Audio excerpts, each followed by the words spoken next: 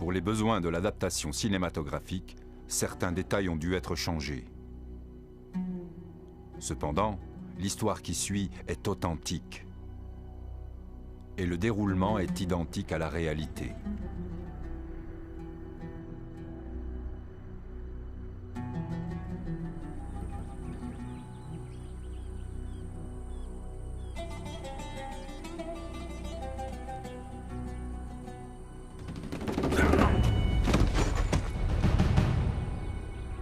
L'attaque par surprise est la clé de la victoire. Vous devez passer à l'action tellement vite que votre ennemi n'a pas le temps de réagir. Assurez-vous que vous tranchez bien d'une artère à l'autre. Soyez déterminé et énergique. Ne lui faites pas de cadeaux. Nous vivions et nous étions entraînés dans le désert pour une seule raison. Retourner en Égypte et renverser le gouvernement. Nous étions prêts à faire face à toutes les difficultés. Pour l'amour d'Allah. Nous n'avions rien d'autre en tête que l'appel de l'islam.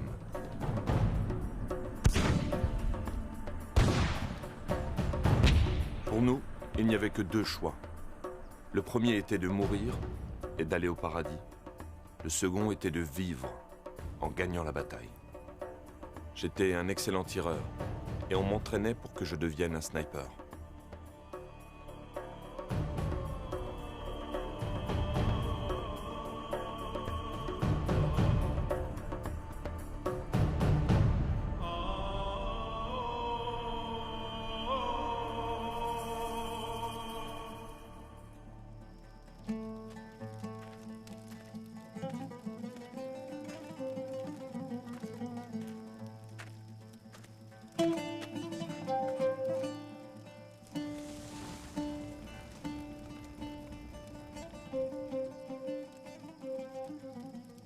Et quiconque combatte dans le sentier d'Allah, tué ou vainqueur, nous lui donnerons bientôt une énorme récompense.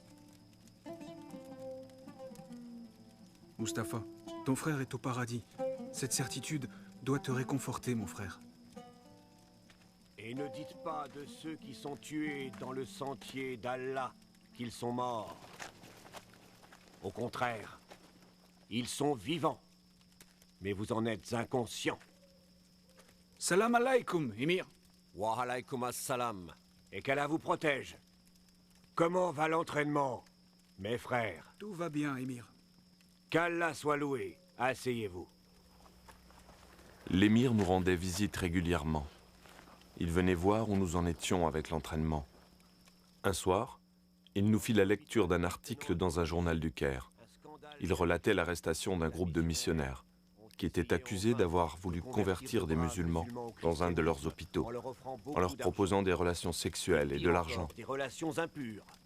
À mort les infidèles!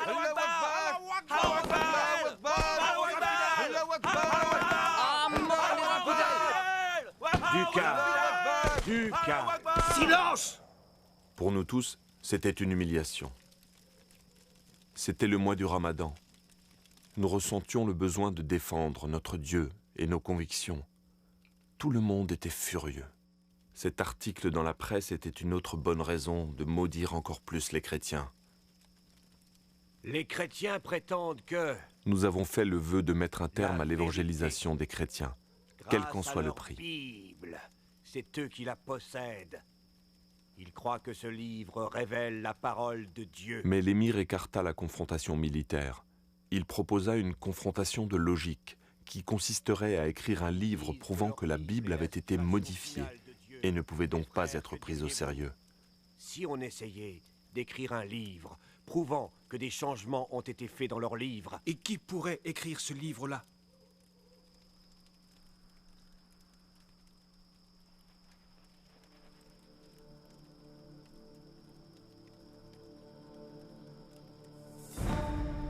Qu'est-ce qui te prend? C'est un simple livre qui te fait peur? Les chrétiens jettent des sorts et font même de la magie avec ce livre. Ma mère en a été témoin. On dit aussi que tous ceux qui lisent ce livre deviennent comme envoûtés. Il est maudit. Je ne peux pas le lire, Émir. Non, non, je ne peux pas le faire. Attention, ceci est ma volonté. Si tu crois en Allah, et si tu crois au dernier jour, tu dois faire comme je dis, Khalil. Non, Émir. C'est impossible. Non, non. Khalil, Non, Émir, je vous en prie. Trouvez quelqu'un d'autre pour ce travail. c'est une mission très importante. Et avec toi, je sais que ça ira. Tu es le seul capable d'écrire ce livre, j'en suis convaincu. Sans doute. Et vous me demandez de les aimer, de penser comme ces infidèles. Je peux pas. Si vous me dites de tuer les chrétiens d'Égypte, je le ferai avec plaisir. Mais lire ce livre maudit est au-dessus de mes forces. Tu es un grand croyant. J'admire ta foi en Allah. Elle est remarquable, c'est vrai. Mais tu fais erreur en te laissant aveugler par ton grand zèle spirituel. Je le vois bien. Tu ne sais plus discerner le bien du mal. Te rends-tu compte du très grand honneur que l'accomplissement de ce devoir t'apportera, sans parler du respect de tous tes frères? Tu seras le premier à exposer tous les mensonges colportés par les Juifs et les chrétiens. Pour ce travail, tu recevras 500 livres par mois, que je te remettrai moi-même.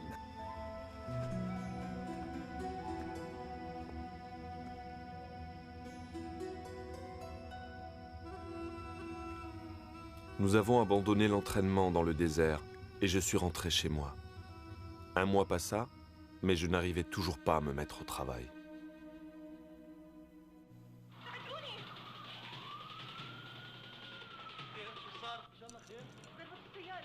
Dites-moi, qu'est-ce qui s'est passé dans la série? Cette pauvre femme, Oh, qu'est-ce figure-toi qu'elle que a? son fils vient d'avoir un accident et il est dans le coma. C'est horrible. Pose ça et regarde avec nous, maman. الحمد لله بس حبيت اقول لك اني اليوم صرت اتاخرت على الشيفت تاعي سمعت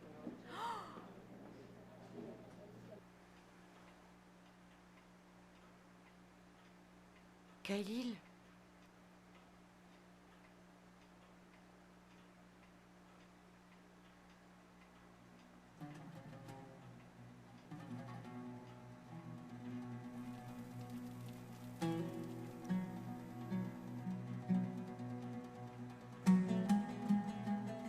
Je vous ai dit de ne pas regarder ces programmes mais hérétiques. c'est pas ce que tu crois. C'est ta sœur. Tu n'y touches pas. Hérétiques!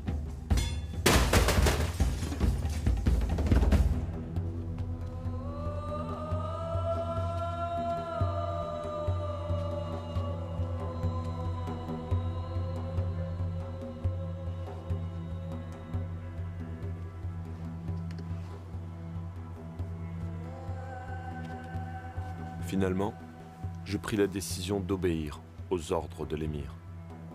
Je lui devais obéissance. Alors j'ai commencé à accomplir ma mission.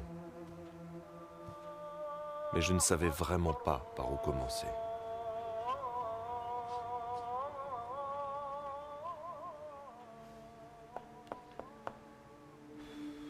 En lisant la Torah, j'ai trouvé des contradictions dans certains récits.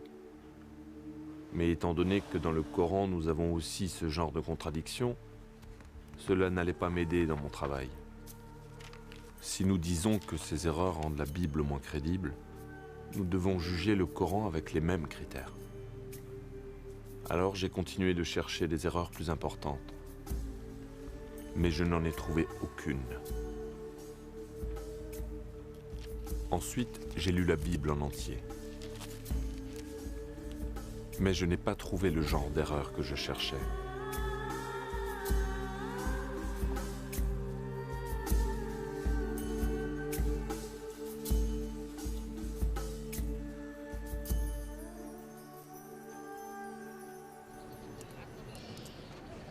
Il n'y a pas un seul verset dans le livre des chrétiens qui mentionne la venue du prophète Mohammed ou Ahmed. Je t'ai apporté quelque chose. Je crois que c'est ce qu'il te faut. Tiens, Démontrer la vérité. dans ces livres, il est fait référence à 26 passages des livres religieux dans lesquels est mentionné le nom du prophète Mohammed. Salut et bénédiction sur lui. Salut et bénédiction sur lui. Ces références apparaissent dans la Torah et les évangiles. Dommage que je les ai pas eus avant. C'était mieux ainsi. Je voulais que tu lises d'abord la Bible en entier. De cette façon, tu la connais et tu peux en discuter. Quand tu publieras tes conclusions, tu seras capable de les expliquer. Khalil, mon fils, ce livre que tu es en train d'écrire n'a rien à voir avec tous les autres livres. On n'a jamais écrit de manière aussi directe sur ce sujet. Si Allah le veut, nous aurons de bons résultats. Si Allah le veut, j'ai pleine confiance en lui. Il nous aidera.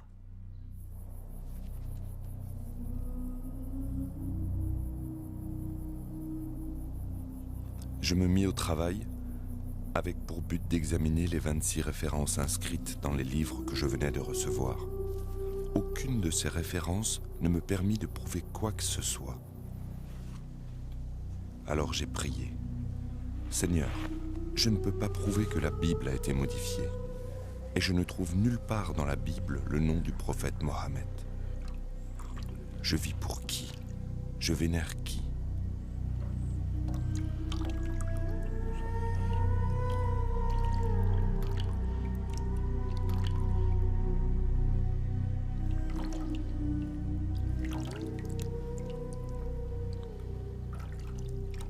Et j'ai pensé, si la Bible est le vrai livre de Dieu, alors quel est l'avenir du Coran? Ces livres ne peuvent pas dire la vérité tous les deux, puisque leurs enseignements vont dans des directions différentes. J'ai donc commencé à écrire un protocole de recherche que j'ai intitulé « Le Coran est-il la parole de Dieu ?» À la fin, j'avais écrit entre 200 et 300 pages. Un jour, l'émir me fit une visite surprise.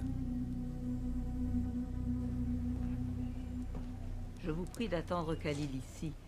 Il va être de retour dans un instant. Je vous remercie.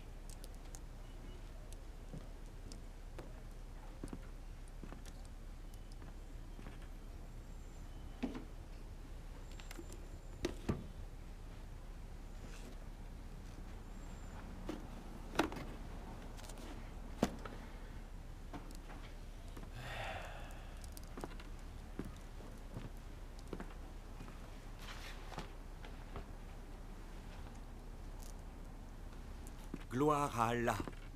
Il a enfin commencé l'écriture du livre.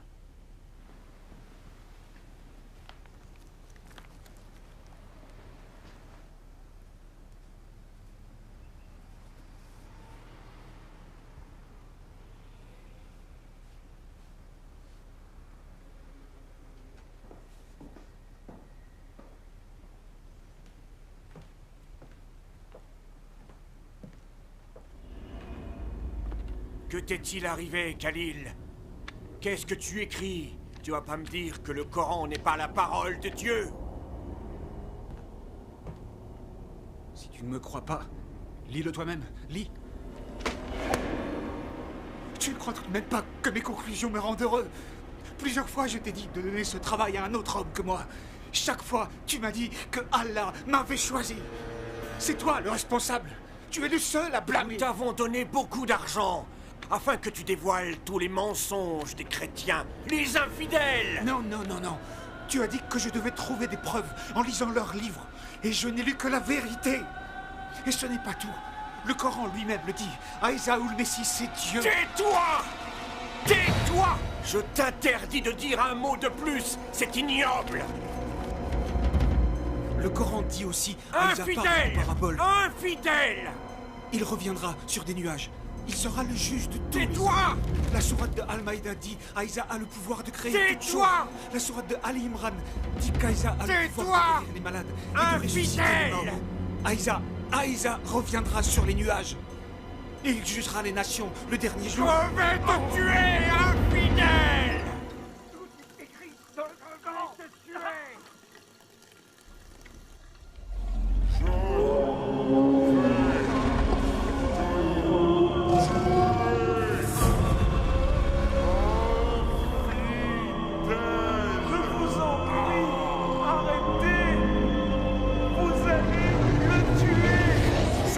Tuer, infidèle, je vais te tuer! Écoute-moi. À partir d'aujourd'hui, on ne se connaît plus. Je préviendrai le groupe que tu as abandonné notre foi. Et si un jour tu veux montrer ces saletés, je te préviens, je te tuerai de mes propres mains! Infidèle! Khalil! Khalil! Mais je vous le dis, aimez vos ennemis, bénissez ceux qui vous ont maudits, faites le bien envers ceux qui vous détestent et priez pour ceux qui profitent de vous et vous persécutent. Ne résistez pas à une personne méchante, et si elle vous gifle sur la joue droite, tendez-lui aussi la joue gauche.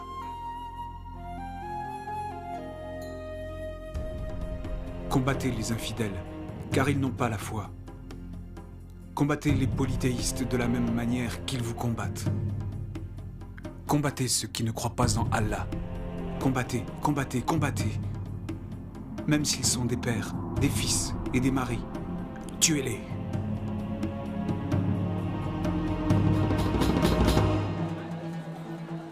C'est bon de te voir. Je les rends en forme.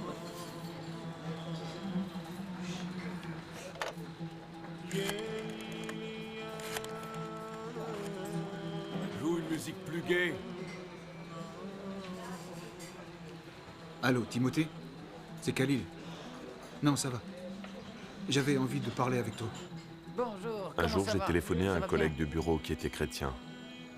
Et Ouais, celui-là, ça va toujours. t'as pas ici, envie toujours. d'essayer? Si tu veux. J'espérais qu'il pourrait me parler des évangiles, mais il prit Non, peur tu et n'y es pas. raccrocha. Je voudrais que tu m'en parles, c'est tout. Puis je découvris avec stupéfaction qu'on m'avait volé ma mallette, qui contenait ma carte d'identité et ma Bible. Vous avez vu ma mallette? Quelqu'un a vu une mallette? Une manette? Oui, vous l'avez pas vue. Je l'avais posée là. Non, j'ai rien vu. C'était si important. Oui, il y avait ma carte d'identité et ma Bible. Eh, revenez! Revenez! Vous me devez une communication. Faut payer.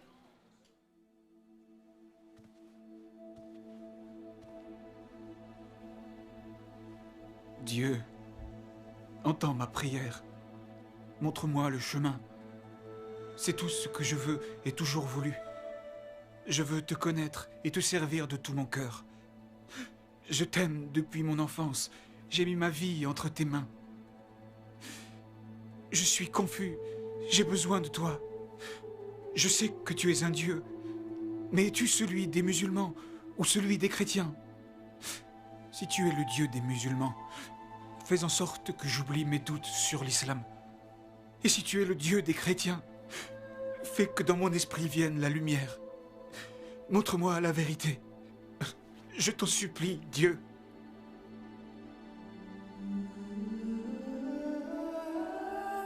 Cette nuit-là, je dormis profondément, comme je n'avais jamais dormi de toute ma vie.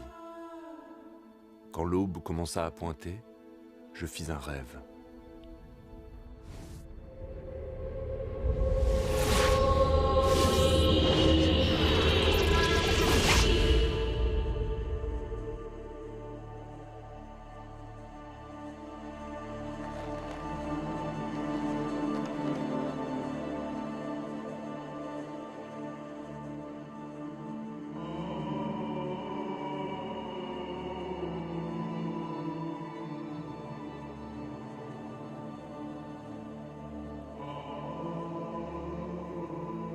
Tu as toujours des doutes à mon sujet. Qui es-tu? Je suis celui que tu cherches. Je ne m'en souviens pas. Tu lis le livre. Oui, je l'aime beaucoup. Oui, je le sais. Je ne l'ai plus. On me l'a volé. Le livre ne peut jamais être perdu. Lève-toi et ouvre ton armoire. C'est là qu'il se trouve.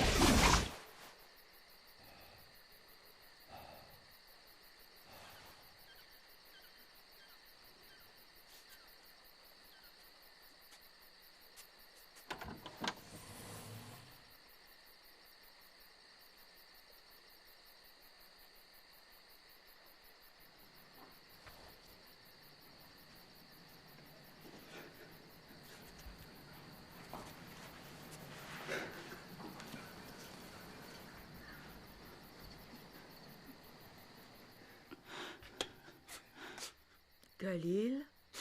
Mère, tu dois me pardonner. Je croyais suivre les préceptes de la vraie foi.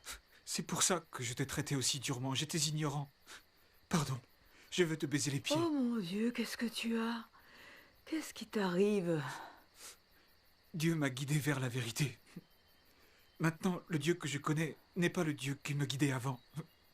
Mais enfin, il n'y a qu'un seul Dieu? Oui, mère, et il m'enseigne de t'aimer et de t'obéir. Quel est ce Dieu, Khalil? Il est le vrai Dieu, qui a été révélé en Christ, ou Aïsa, comme on dit dans le Coran. Pas si fort parce qu'ils croiront que t'es devenu cinglé. D'accord, je vais faire comme tu dis. Mais est-ce que tu me crois?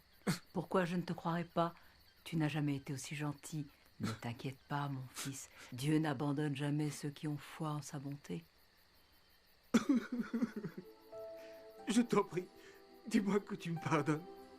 Sois en paix. Mon cœur avait changé. Pardonne, mon fils. Il avait été transformé par l'amour.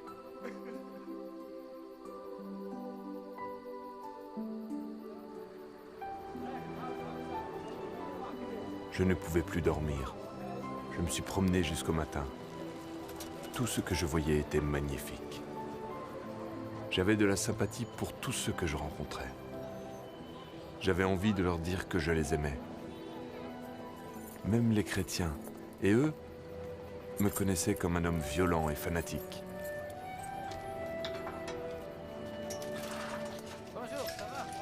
Bonjour, Georges. C'est moi, Khalil. On n'est pas encore ouvert. Ne crains rien, c'est pas moi. encore Je ouvert. suis venu te parler. Je viens C'est pas implorer ton encore pardon. ouvert.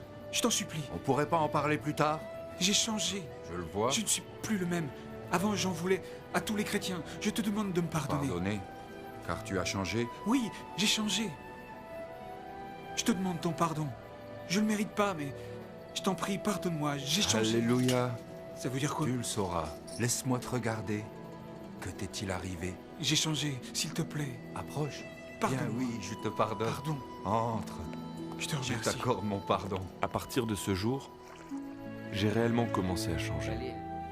Ceux qui vivaient dans mon entourage, comme ceux avec qui je travaillais, tous voyaient le changement qui s'était produit en moi. J'avais été un homme odieux, irascible. J'avais mis le feu aux églises et j'avais pillé des boutiques. J'avais commis des actes d'une extrême violence. Mais Christ avait changé ma vie. Quand je me suis mis à agir selon les Écritures de la Bible, je suis devenu une personne aimante.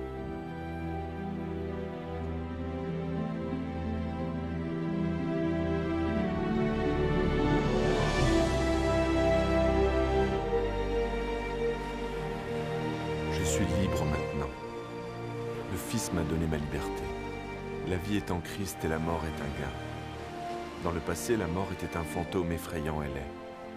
Mais aujourd'hui, la mort ne commande plus. Je suis maintenant en Christ et toute chose est nouvelle.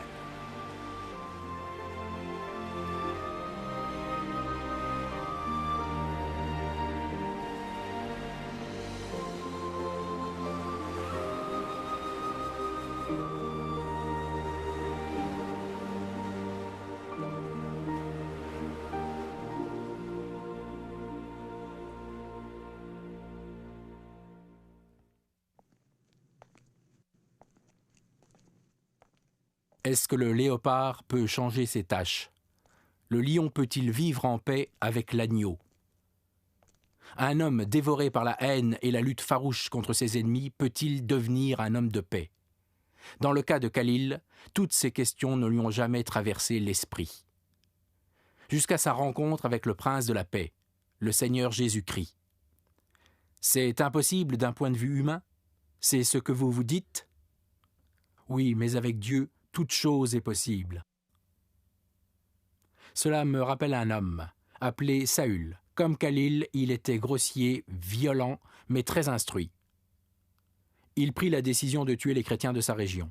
Il participa à l'assassinat de plusieurs d'entre eux jusqu'au moment où il comprit qu'il ne luttait pas contre les hommes, mais contre Dieu.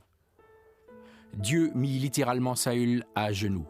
C'est dans cette position, humble et prostré, que cet homme fier a crié son désespoir. « Qui es-tu, Seigneur ?» Et le Seigneur a répondu « Je suis Jésus. Et quand tu te bats contre mon Église, tu te bats contre moi. » De nos jours, On se souvient de cet homme sous le nom de Paul, l'auteur de plus de la moitié du Nouveau Testament dans la Bible. Qu'est-ce qui changea Saül? Qu'est-ce qui changea Khalil?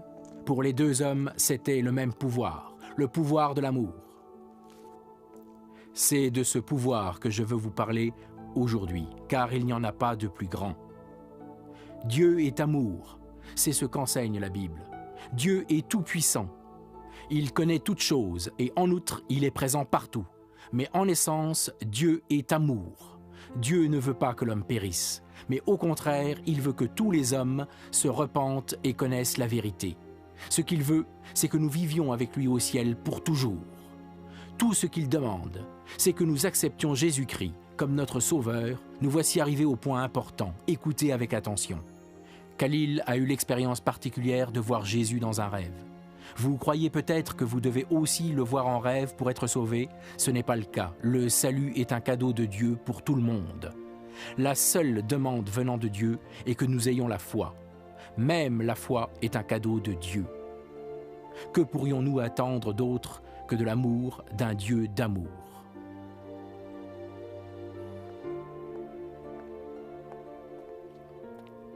Aimeriez-vous recevoir le cadeau de la vie éternelle? Aimeriez-vous être pardonné de vos fautes et aimeriez-vous devenir un membre de la famille de Dieu? Le Dieu d'amour vous écoute, il ne repoussera personne venant à lui en toute sincérité. Quoi que vous ayez fait ou pas fait, Dieu désire vous amener jusqu'à lui. Il est le Dieu d'amour et son amour parfait absout nos péchés, peu importe ce que nous avons fait. Priez avec moi, prions. Dieu, tu sais combien je t'aime. Mon Dieu d'amour, pardonne mes péchés et donne-moi la vie éternelle. Compte-moi parmi ceux qui t'acceptent comme leur sauveur.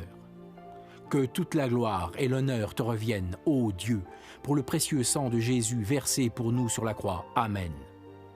Frères et sœurs, si vous avez prié avec moi, soyez certains que Dieu est dans votre vie et que vous êtes parmi ceux qui sont sauvés. Jésus sera la fontaine de votre vie. Amen.